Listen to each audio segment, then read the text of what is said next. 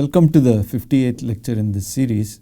Today we'll be continue our discussion of tensors and differential forms on manifolds. So last time I had started this topic. A K-tensor was at each point one is assigning a multilinear K multilinear form on the tangent space. And as usual, we would like this assignment to be smooth. So the way we impose this condition is we insist that if we start with any K vector fields on the smooth vector fields on the manifold, then the function P going to alpha P, x1 at P, etc.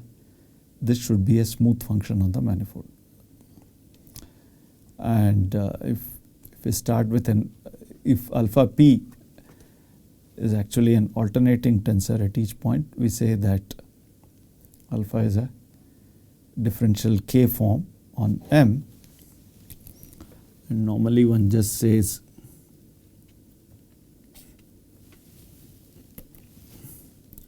or K form.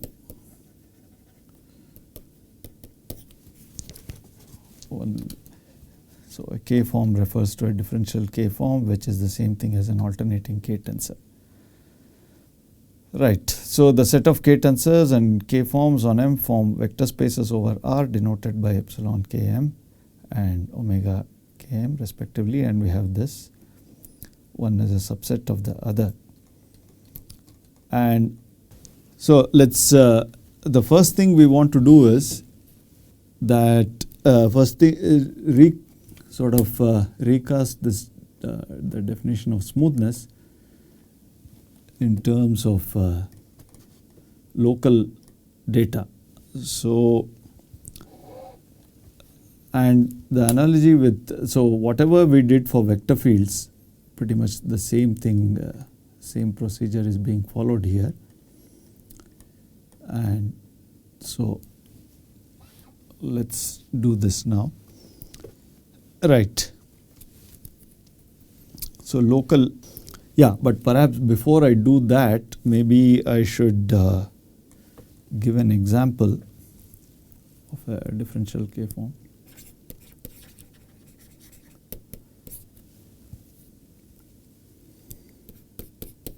If f from M to R is smooth, then the derivative of f can be regarded as a one form on M.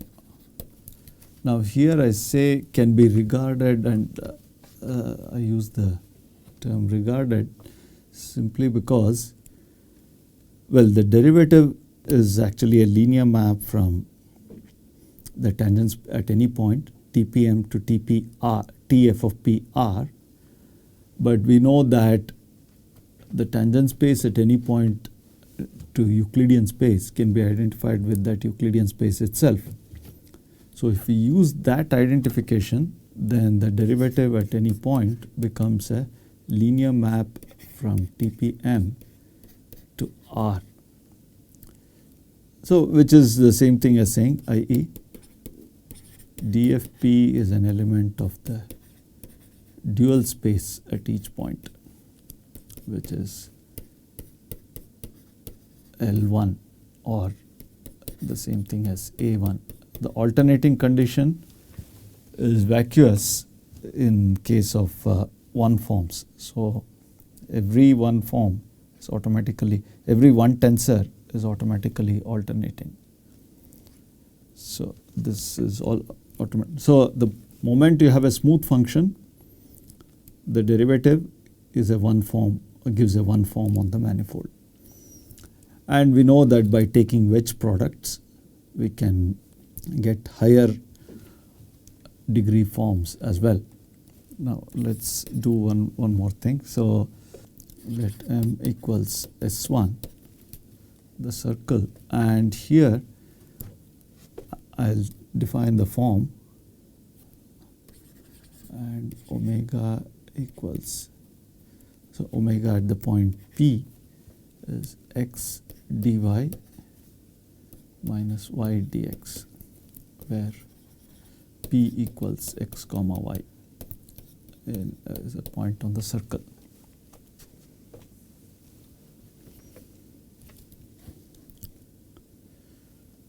Right. Now the thing is, yeah, maybe I should, just to be clear, let me use slightly different notation here. If I use P1 comma P2, then this would be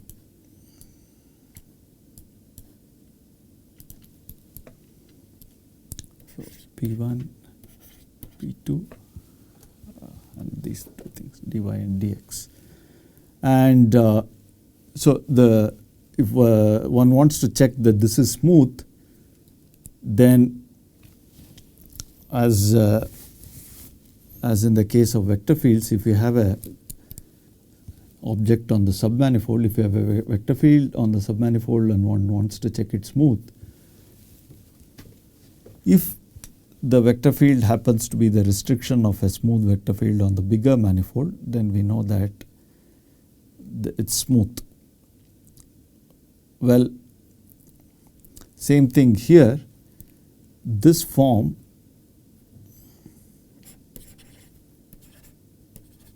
the one form alpha p is equal to p1 dy minus p2 dx is smooth on R2, and this can be seen directly just by plugging in. We can go back to the definition of a smooth vector field, plug in vector fields inside this, and one can directly see it's smooth on R2. In fact, it's easy to see that if a K form on Rn is smooth if and only if certain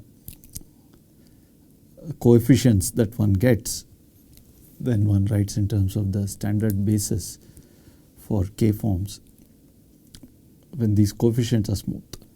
Well, I'll come to that, but for the moment, let's just say that this is smooth on R2. One can check the following.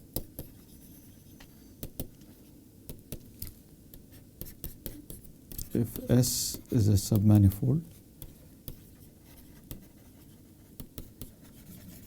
and alpha is a smooth K form on M, then the restriction of alpha to S is smooth.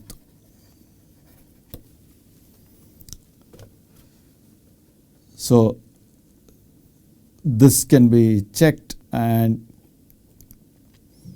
hence one would conclude that this is smooth as well. Now the interesting thing about this one form is that it is a fact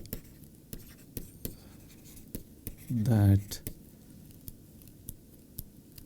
alpha is not equal to df for any smooth f from S1 to R. Actually, the fact that what I called here I called omega. Omega is not equal to df for any smooth f from S1 to R. And this, so in other words, in the first example, we saw that any smooth function gives rise to a one form, but here we have a one form on S1 which is not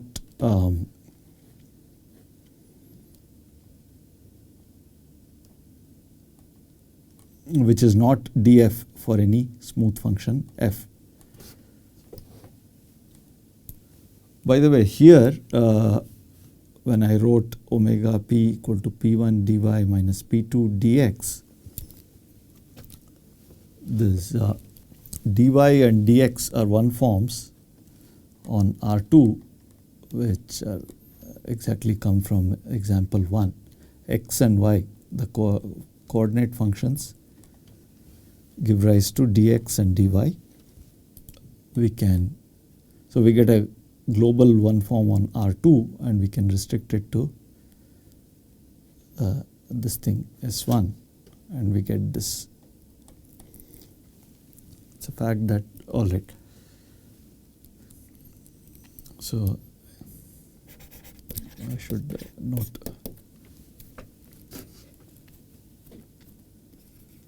on Rn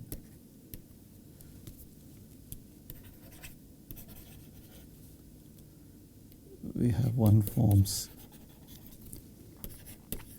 dx1 dxn, and the point is, and these form a basis for Tp Rn star for all P in Rn. So just like we had vector fields which form a basis for the tangent space at each point, we have one forms which form a basis for the dual of the tangent space at each point. And in fact, these are just the dual. This basis is dual to del by del x1, the standard basis, del by del xn at P. Perhaps here I should write, yeah, and these form a basis, and this basis is dual to this.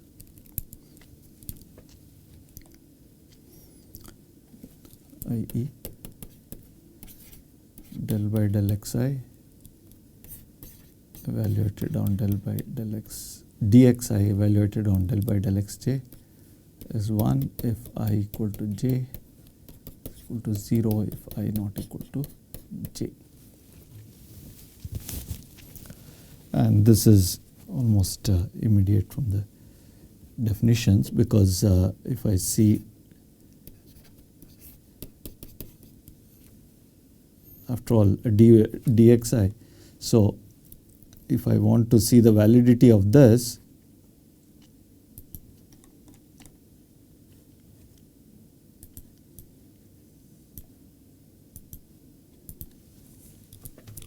after all, how is this dxi defined?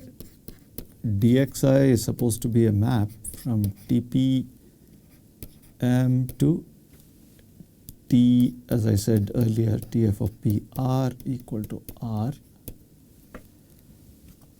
And so dxi of del by del xj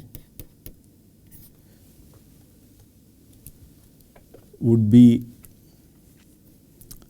actually, so this would be just an element of Tf of P r. And if I act it on a C infinity function, think of it as a derivation for the moment, act it on a C infinity function. So if belongs to C infinity, phi belongs to C infinity r, then this is, by definition, it would be del by del xj, and then phi composed with the function xi.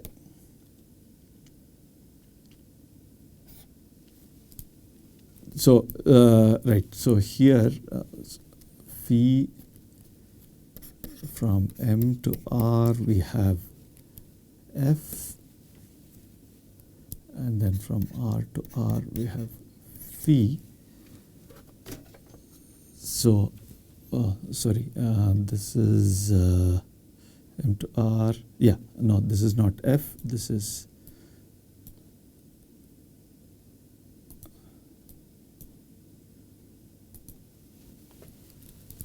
and here also I should change it slightly. So from Rn to R, I have this function xi, which I've also referred to as actually the projection pi I. When I say xi, it's that, the projection function. And then I have phi. So when I want to do dxi of something here, acting on a function, I get exactly this, del by del xj of phi composed with xi. Now this is, as I said, this xi refers to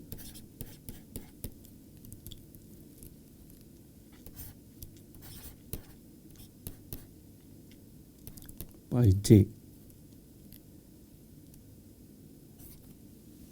No, pi I.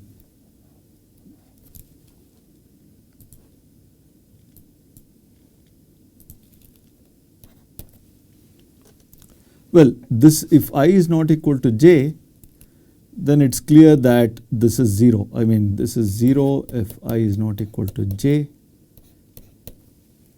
And if I equal to j, then this thing would be, it's, if I equals j, it would be just the partial derivative of phi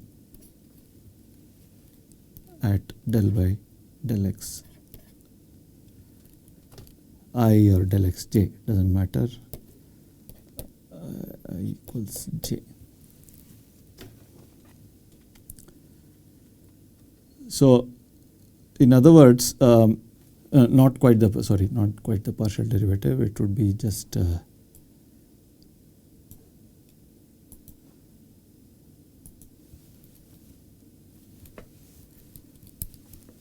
it would be just phi prime d phi by dt at the point t equals f of p.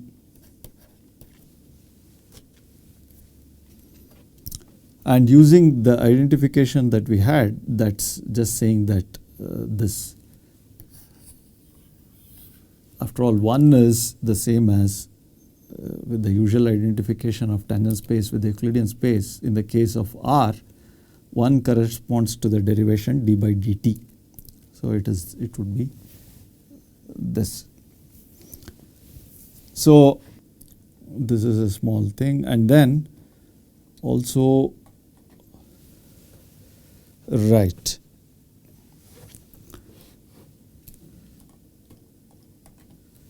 now let's move on to local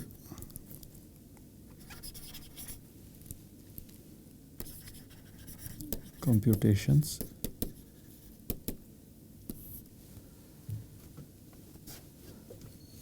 So let U be an open set. So first we'll work exclusively with open set subsets of Rn.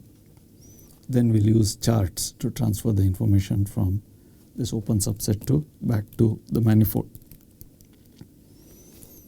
If U is a subset of open subset of Rn, then we have a basis of alternating K forms on the tangent space of U for all P in U. Well, this is the previous example shows that we have or rather this remark note. In this note, we have seen that this dx1 etc. gives a basis of the dual space, and we know that in the last few lectures we have been seeing that once we have a basis for the dual space, then we get a basis for K forms. Actually, whatever I am saying now could be carried over to tensors as well, but let me just stick to forms. So we have a basis for AK, this thing, namely you just use the dual basis, so and then use a multi-index dxi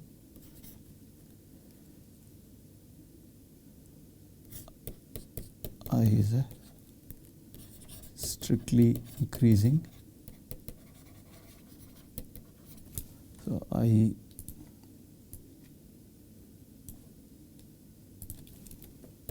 varies over strictly increasing multi-indices of length k. And this notation dxi, which I will be using later on, stands for dxi1 wedge dxik. So here I equal to I1, okay, and the strictly increasing condition is just this.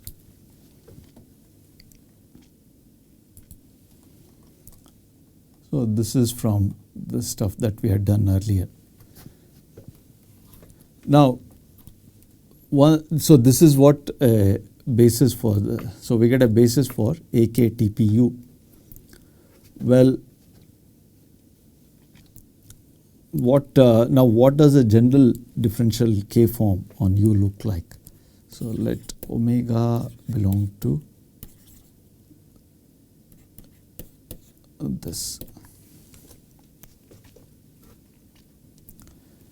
So it's a smooth K form on the open set U.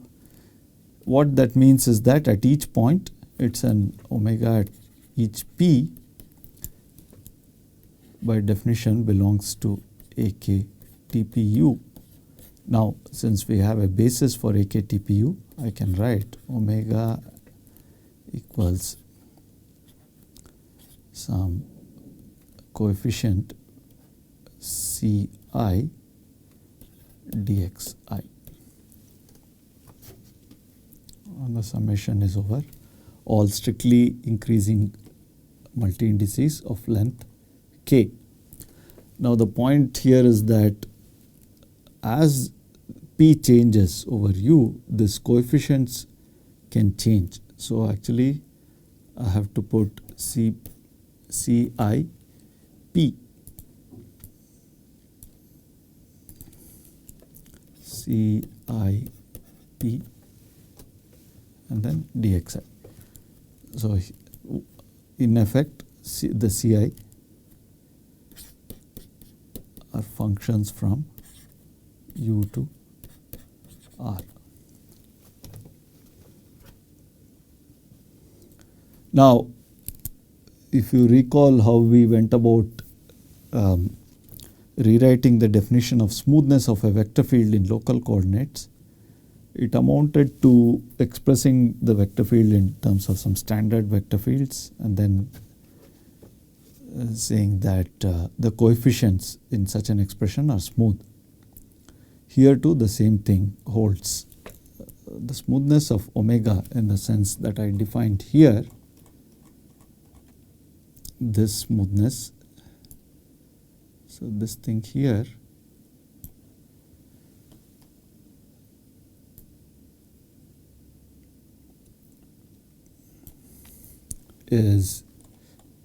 amounts to saying that in the case the manifold is an open set U in Rn, it amounts to saying that Ci are smooth. So let's write that as a small proposition.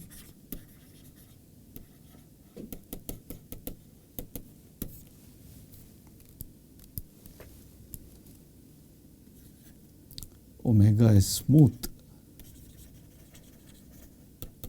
if and only if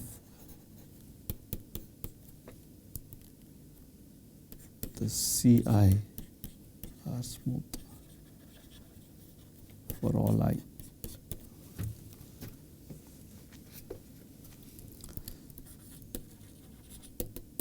And this is what I was referring to when I was talking, when I discussed this, the case of the special one form on S1, or in fact the form from which it arises, namely the form alpha p equal to p1 dy minus p2 dx. I said is smooth on R2. And the point here is that the coefficient functions here are just the projection functions P1 and the negative of the projection function P2, which are smooth on R2.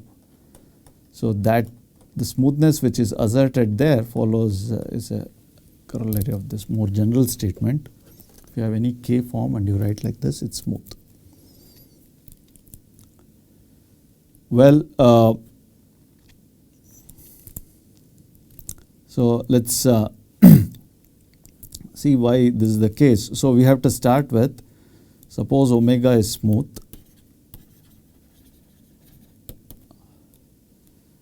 Suppose omega is smooth.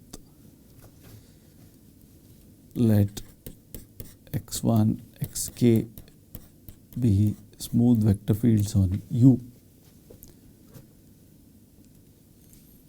I am supposed to consider this function p going to omega p, x1 p, xk p. Now, so this is the same thing as let's use this thing here. This is the same thing as summation over I CIP dxi x1p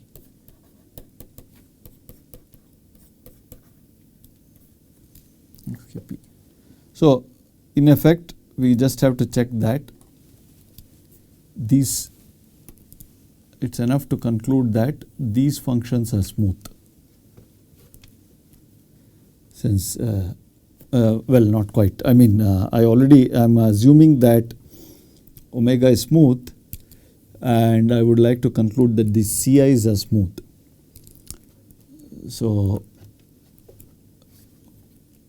in that case, right, so I want to get hold of this CI of P. So we already know that this assignment is smooth, and from that I want to get smoothness of CI. So here the point is that this is supposed to be smooth for any choice of vector fields. Let's take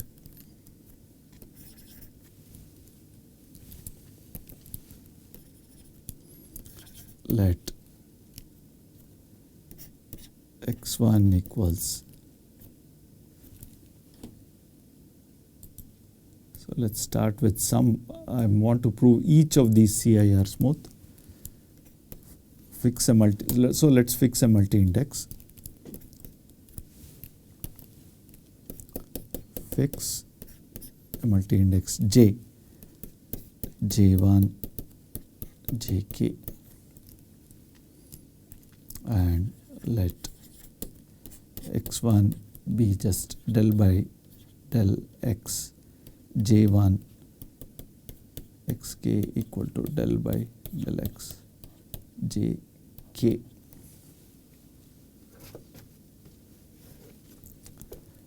Then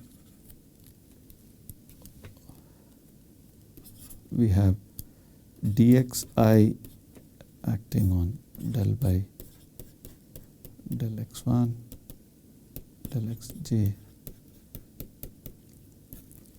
is equal to 1 if I equal to j is equal to 0 if I is not equal to j.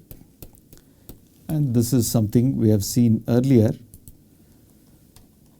whenever we have a basis for one forms, and if you look at the corresponding dual basis for the vector space, then one has this formula here.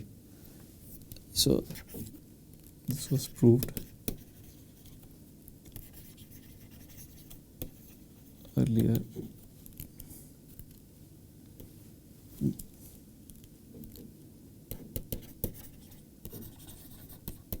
On the setting of vector spaces. The moment you have this, you are pretty much done, because what one all the terms here are 0 except for the one where the multi-index I equal to j. Therefore, and then I'll just get 1 on this expression, and so I'm left with.